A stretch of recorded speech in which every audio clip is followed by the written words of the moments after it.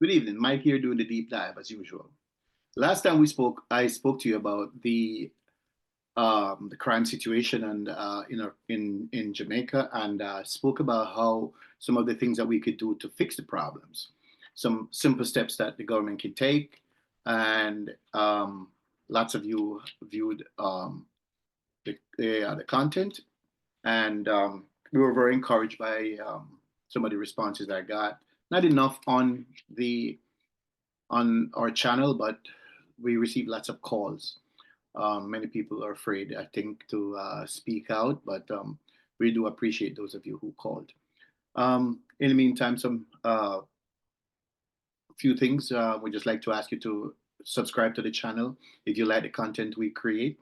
And if you feel free to participate in the conversation there, we welcome all views. Like the channel, subscribe, share the content, and leave us a comment. And of course, as important, please hit the notification bell so that when we upload new content, you will be the first to get it. All right, thank you. So here's the thing. We spoke about Indicom, and we spoke about how Indicom, rather than do what they're mandated to do, which is to investigate every shooting in which the police is involved. That's part of their function. They also tasked with investigating the members of the Jamaica Defense Force that usually backs up the police officers because the JCF doesn't have all the manpower that it requires. That is required. Sorry. So yeah, and they also investigate allegations of misconduct against members of the corrections department. But the crux of the matter is that the police is the most visible of all those groups. What happens behind prison doors usually stay behind prison doors, and so the police is usually the ones that are on the front lines. So they are usually under the microscope, and everybody gets to, Monday morning quarterback what the police does. Everybody get to quarterback whatever actions the police take. And of course, when in a place like Jamaica, where there's this Don culture and there is this mentality to cleave to the Don culture, people go out and lie that the police did this and police did that. That is not to say that the police is without fault. Of course, the police is not without fault. There are many officers who overstep their bounds and do abuse citizens. So let's get that clear. But I think it behooves all of us who want to live in a civilized society to support our police. And Indicom is tasked with investigating the police, and that's what it should do. But what it does also is that it finds itself criticizing police for fatal shootings rather than investigate to see if there's any impropriety in those fatal shootings, that's its mandate. That is a part of its mandate.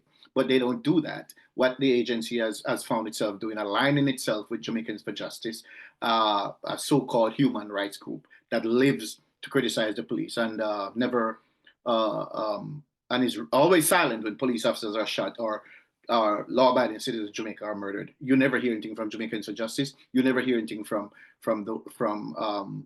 any of the other so-called human rights groups in Jamaica. They are only focused on the rights of criminals. So but I'll leave that. We'll continue to have that conversation going forward.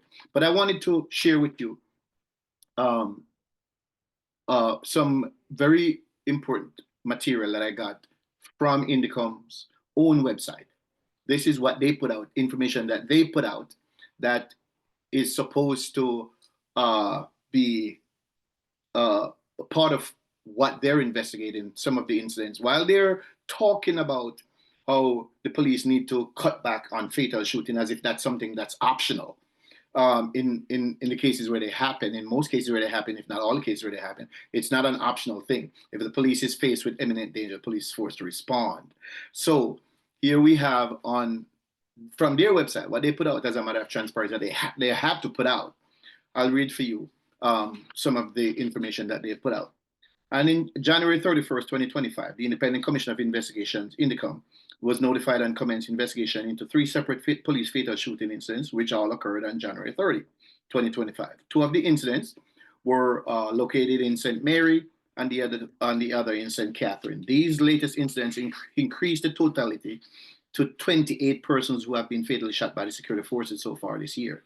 Comparatively, in 2024, 13 persons were fatally shot during the month of January. The deceased men have been identified as Giovanna Peart, 32 years old, Kevon Williams, 21 years old, and Joseph Williamson, 27 years old. In each of the three incidents, one man was fatally shot, and there was a reported cumulative recovery of 4 firearms. Nobody worn cameras reported has been issued or worn by the officers in any of the 3 fatal shooting incidents. So the important thing here is that in each case, a firearm was recovered.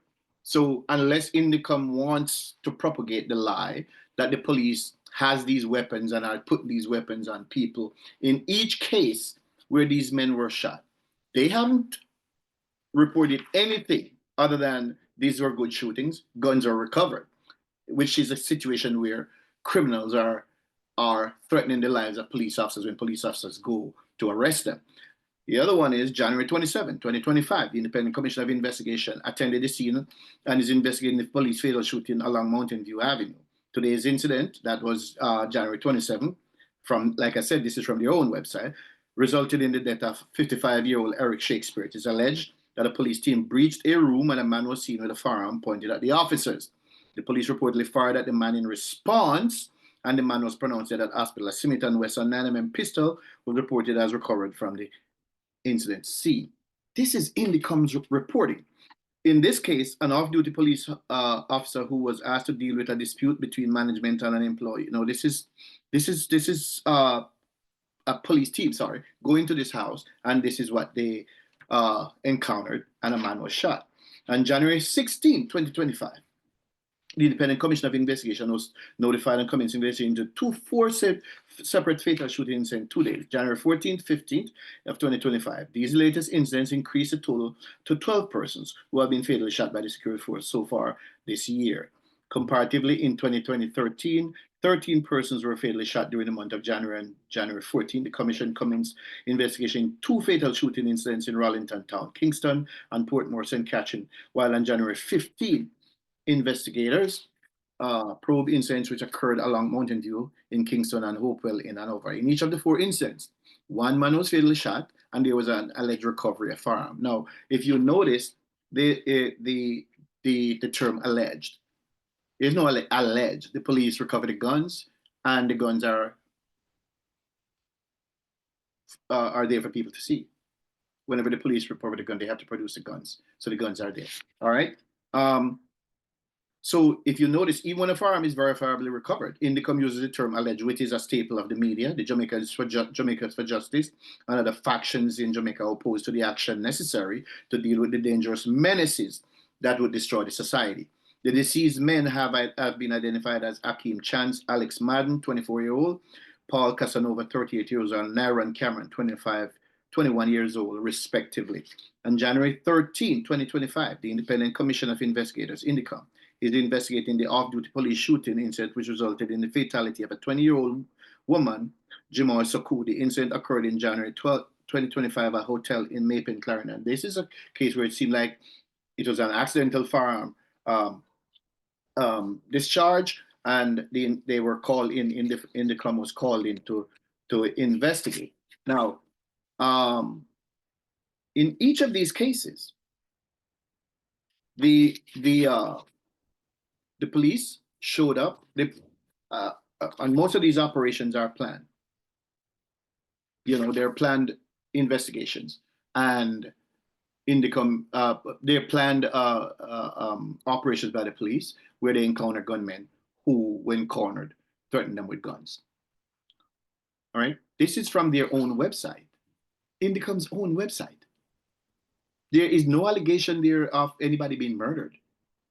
But what they do, as I've been uncovering and bringing to the forefront, is that they join with anti-police groups to fan the flames of anti-police sentiment in the country to make it seem as if the police are out murdering people.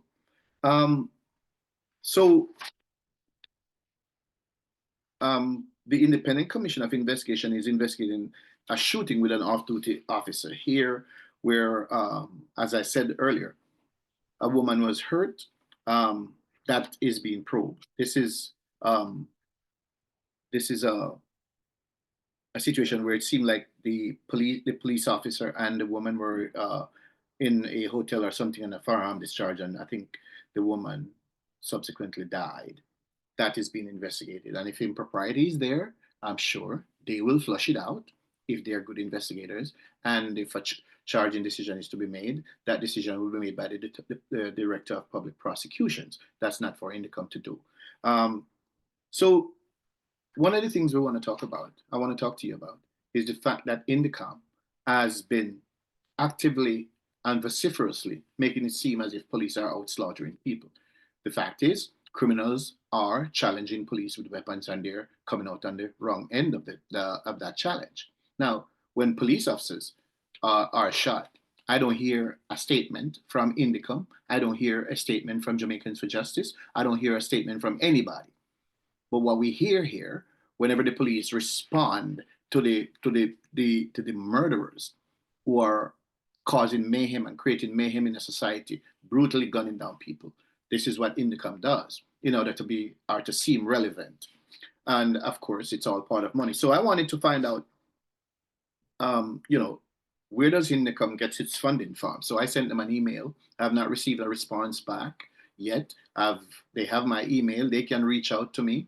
And so, we hear that the Indicom is funded by, it receives funding from the government of Jamaica and international partners. Government of Jamaica department, and it's funded by International Department of International Development, an international partner that supports Indicom, United States International Narcotics and Law Enforcement, INL, an international partner that supports Indicom as well, European Union, international partner that supports Indicom, Canada International Development, CEDA, an international partner that supports Indicom, which is now defunct. So we're not certain who these partners are, because there is information that Indicom is also partially funded by George Soros, international billionaire. So we want to know, and I have asked that question of Indicom, where is your money coming from? Where is your funding coming from? Because if your funding is coming from overseas interests, then clearly your mandate is not one that benefits Jamaica, it benefits someone else. And please tell us what that mandate is, because we have a foreigner as assistant commissioner, which for all intents and purposes seems like he's the head of it, because as far as we know, the guy who is the commissioner, Hugh Faulkner, we don't hear much from him. It is Hamish Campbell, who we hear a lot about. So we want to know about that funding. Where is Indicom getting its money from? On its website, it shows that 2 years, 2016, 2017, 2017 to 2018, we're now in 2025. So one of the questions I've asked them is to provide me with information on more reporting, because in the absence of reporting, as all we hear is international partners. It leaves me to speculate that the agency does not want the Jamaican people and the world to know how Indicom is funded. Question: has Indicom received funding from billionaire George Soros? If yes, why is that funding not included in its reporting? I will do my own deep dive to figure out where the money comes from regardless. In the meantime, I'd like to point out that the mandate given to Indicom is to investigate alleged misconduct of government agents, government officials, including the police, military and corrections department, and others. Indicom has an overly broad mandate, which ought to be scaled back, in my opinion. Nevertheless, despite this unfettered access to investigate and submit findings of police fatal shootings to the DPP, Indicom spends much of its time giving press conferences and releasing press releases on fatal police encounters with armed criminals. This I find strange and leads me to conclude that the aim of these releases, including the language, is to fan the flames of anti-police sentiments in our country. It's also instructive to note that Indicom work collaboratively with JFJ, an agency that is toxic and violent, is a toxic and violent anti-police agitator and criminal supporter in our country. These are legitimate questions to which we'd like to have answers. Now, separately, I want to now touch on Hamish Campbell, who is the one usually the face of of what's happening with Indicom, even when the Terrence Williams, the great pretender, was there as the commissioner. In about 2019, I wrote this article. That article may be found on my website at mikebeckles.com. I wrote this article asking some questions and doing some reporting on Hamish Campbell, because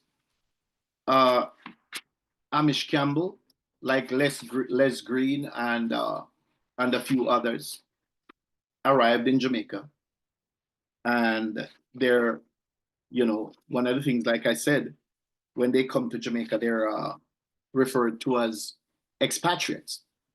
But when Jamaicans go to England to work, they're called immigrants. So, as far as I'm concerned, I'm going to refer to them as immigrants and not expatriates.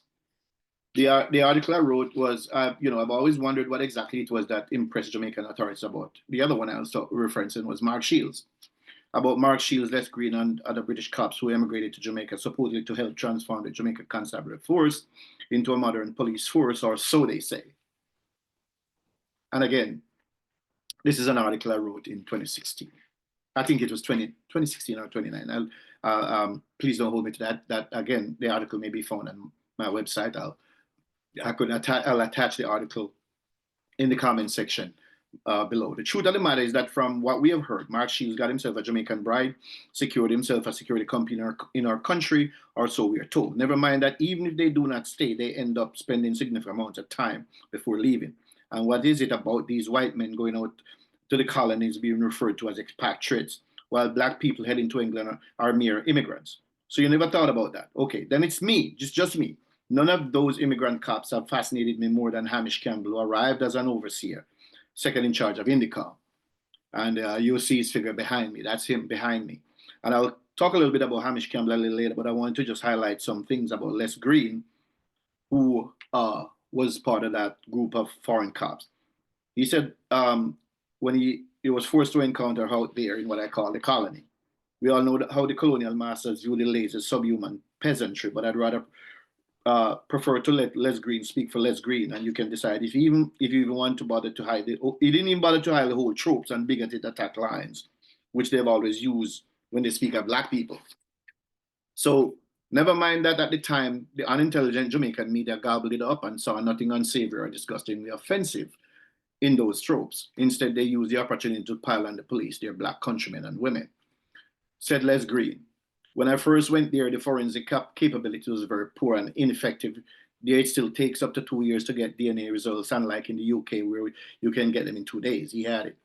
In Jamaica, there's nothing like the sense of urgency I had in the UK, where I would send someone out to take a statement and they would do it immediately. They could send someone out for weeks on end and eventually they would come back with a statement. If a pretty girl walks past, they will look at the pretty girl instead of what they are doing. There's always tomorrow, always another time to do something. There's always a drink or a pretty woman to distract them. Green is credited with bringing about significant improvements to Jamaican criminal investigation, particularly homicide. Described his 8-year tenure as frustrating because of the level of violence and weak systems of investigation. What I want to know is, was Les Green speaking about his counterpart, Mark Shields, because it seemed like that's what Mark Shields came to Jamaica to do and did. He got himself a pretty girl, right? So obviously that's what he was focused on. So I do share Les Green's frustration with the colonists. After all, why wouldn't he be annoyed at that time? They shook us from the Queen's broke and destitute fracktails over 57 years ago, battered and in shambles after the blitzkrieg of Hitler's Luftwaffe. England wanted someone to give her handouts instead of being responsible for anyone. So they were happy to get rid of us. They were happy to get rid of us in 1962. Since then, we haven't managed to stand on our own. We still insist on calling her sovereign lady the Queen, even though I cannot imagine why. We refuse to write a constitution which demonstrates that we can govern ourselves without depending on the British to mediate our disputes and determine our more serious criminal cases. What we have demonstrated is that when the rubber meets the road, we cannot trust ourselves to decide on our own without Massa deciding for us. Green's broadside was the typical racist trope of the lazy, oversexed blacks who have no intelligence or sense of urgency. Unfortunately for the politicians and media, couch in his insult was the language which I spoke to their inadequacies as well, but it completely went over their heads and they curtsied, bowed, and agreed with Massa. I had one slight concern about Les Green's comments at the time, and still to this day, I still have those concerns.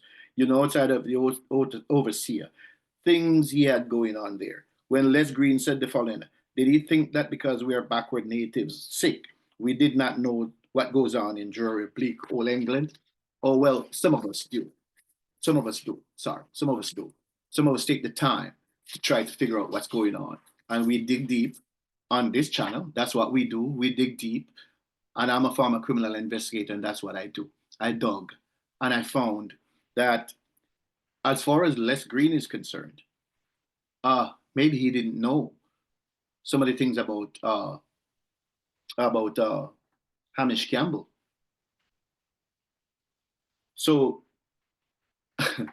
we found some pretty interesting facts about Hamish Campbell, who has been for a while now an assistant commissioner of Indicom.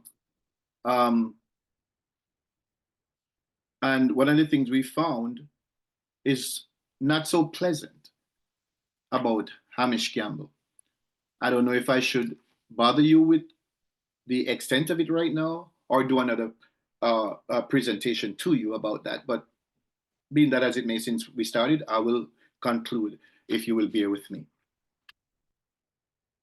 Hamish Campbell is now the deputy assistant commissioner of Indicom investigating our police officers in Jamaica, right?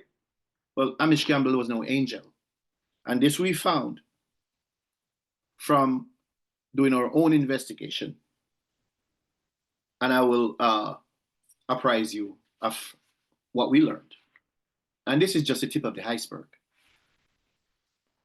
Hamish Campbell was the investigating officer in charge of the day-to-day investigation into Jill Dando's murder in 1999. That's in England. He was primarily responsible for the arrest and charging of Barry Bulsara, known also as Barry George, with the murder of Dando. Bulsara was sentenced to life imprisonment for murdering Jill Dando, but subsequently acquitted 7 years later on appeal. Prior to the appointment of Moore and Campbell to run the case, the investigation had found nothing of interest despite over 7 months on the case. The investigators had found nothing. That's the Metropolitan Police, had thousands of registered informants. Not one of them had come up with any information at all about who might have killed Jill Dando and why. A reward of £250,000 for information, that's about £1 million today, had produced nothing. Operation Oxborough had interviewed in-depth Dando's family, friends, lovers of whom there had been many, and colleagues, as Gillard and Flynn correctly observed in their book P428. The murder investigation was at an impasse. Then Campbell took over. The only forensic evidence against Bulsara was a speck of firearms residue said to have been found in his coat pocket. Hamish Campbell appeared on Crime Watch, that's a television show, to reinforce in the public's mind that it was an obsessive loner they were looking for. He asked for the public's help in identifying such a person. It was a full 15 days after the Cecil G. coat was seized that it was taken to Mr. Robin Keeley of the Forensic Science Service on the 2nd of May 2000. That a 15-day delay has never been explained. It was a 15-day delay after it was taken from the house. He then found a single speck of firearm residue inside the left pocket, Hamish Campbell did, and said that it was consistent with the type of firearm used to kill Dando. D. Cliff Richard, a friend of Jill Dando, was interviewed a number of times by the police investigating Dando's killing. Barry Bulsara spent 7 years in prison before he was released after winning his second appeal. The pattern was evident in an earlier case this time. It was the case of Ira Thomas, a black man who was, quote, fitted up with a murder charge. Fitted up mean he was framed. The appeal court heard the appeal on the 13th of February 1992 and quashed the jury's majority decision. Thomas was immediately released from prison. Again, the hands of Hamish Campbell. But there's more. It is important to bring some of these facts to light after the former immigrant, Les Green, attempted to slime the natives in the former colony. According to the reporting, there was a significant amount of at least low-level corruption at Belgravia police station at the time. Belgravia police station is close to Harrods, owned by Al Fayed. Al Fayed did favors for Belgravia based police officers. Police officers returned the favors. Indeed, there was already an anti-corruption investigation at the time into the so-called Hamper Squad, a group of Belgravia-based officers who would arrest and harass anyone, including his own employees, suspected of aiding and abetting his bitter business enemy, Lonro tycoon, Tiny Rowland. The greedy officers had a continuous supply of free hampers and huge discounts on Harrods goods. Indeed, one honest officer, Bob Loftus, gave the anti-corruption unit the actual names of police officers who had accepted these bribes. No police officer, however, was ever prosecuted for these criminal offenses.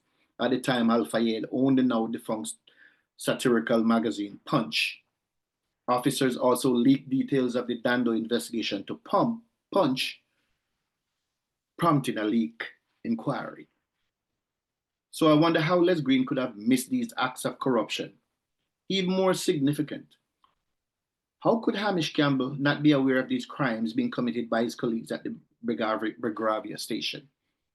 And what about that case that he investigated and had that court all this time, in which an innocent man was sent to prison, that he alleged that there was a tiny residue of gunpowder in the man's coat pocket? But Hamish Campbell, whose career has more question marks than answers, is in Jamaica now as we speak and has been there for a while. His job as Assistant Commissioner of Indicom is to weed out dirty cops from the Jamaica Constabulary Force.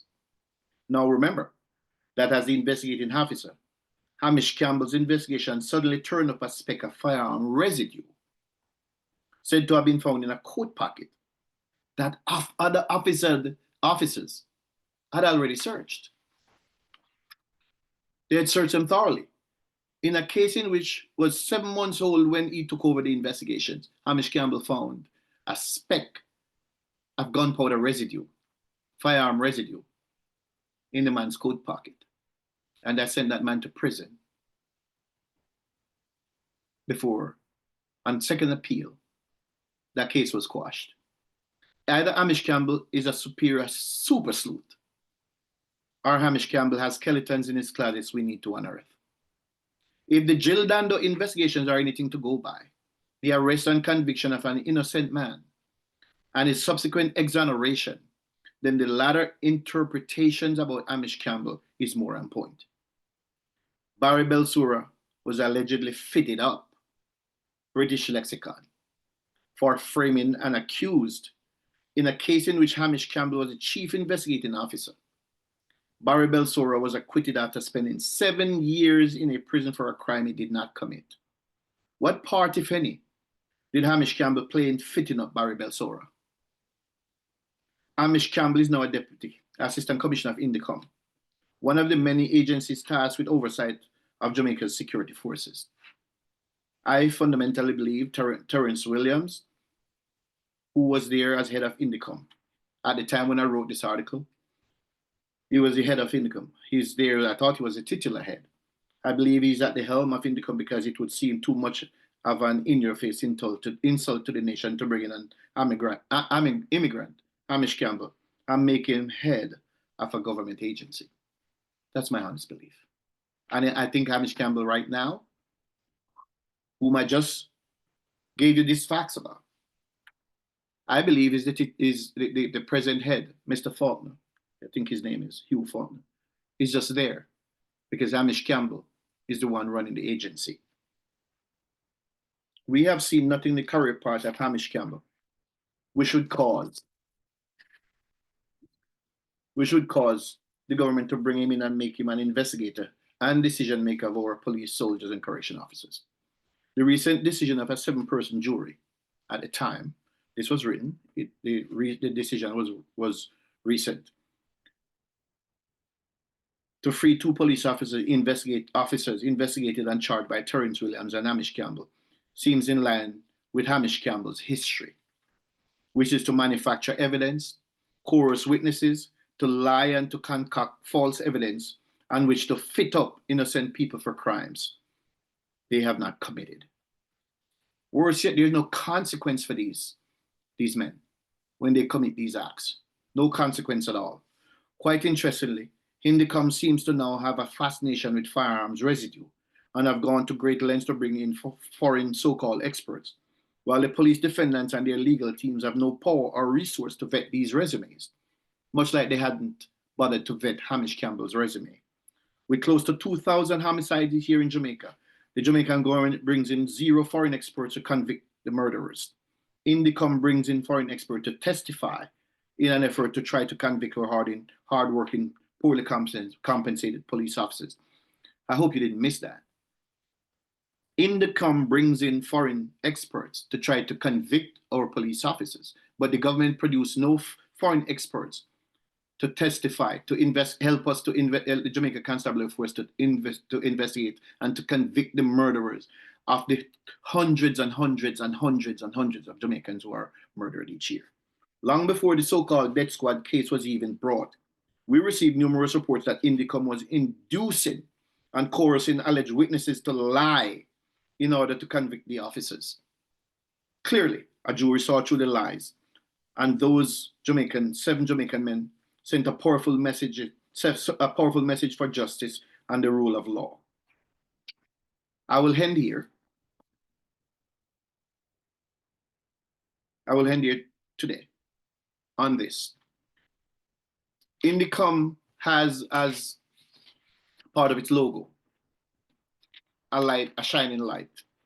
It has portrayed itself as an example of investigative,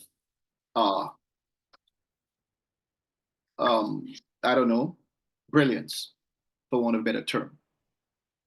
But I'm going to tell you right now, I am going to continue to ask the hard questions, and I want answers. Other than the funds, I'm asking the Jamaican people to assist me here. Find out where Indicom's funding is coming from. Much of what they're getting because they complain that the Jamaican government provides less and less funding each year, appropriately so. We want to know who is funding Indicom. Not just that. If Hamish Campbell decides to attack the police, I'm going to keep digging up dirt on him. And I am going to continue to present the facts to the Jamaican people. Mark my word. Thank you very much for spending your time with me.